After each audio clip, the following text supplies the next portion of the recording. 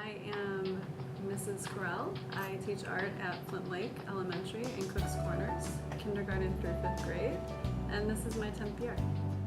I love the fact that when I come to school on any given day, that there is a heartfelt excitement to create, and that I get to lead students in various ways and various lessons and skill sets to build up their knowledge and experiences so that they can have a sense of confidence and happiness with what they're doing and learning.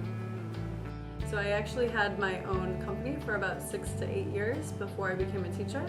And what spurred on the transition to teaching was a result of kind of the recession and a lot of clients kind of pulling back from paying graphic designers during that time. And since I was a small boutique, I had always been compelled to teach, and so that was an opportunity where I could change direction without necessarily feeling like I was abandoning an idea.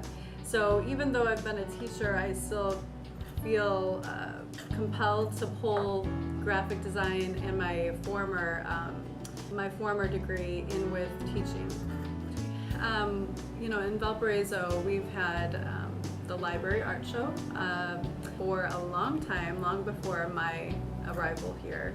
And so essentially all of the students K through 5 were on display at the library. And when I came over to Valparaiso schools, the first year we conducted it the way we traditionally did, but there was also a lot of feedback from parents who said that they would like it if their artwork for their kids was a little bit lower, because it was a little bit high for them to take pictures with their artwork. Because when you have that many pieces on display, we had to collectively kind of distribute it across the whole space, and some of that space was above all of the tall bookshelves. So as a result, that feedback, I was driving around and saw specific venues that kind of popped out to me as a potential place for families to kind of explore. And so as I was driving around, I thought, why not expand from one location into multiple locations? It's been a learning experience year to year. There's been a lot of learning curves. There's been a lot of changes between each year, just because we learn what works and what doesn't. We learn what parents and students like, especially when they cater to the community.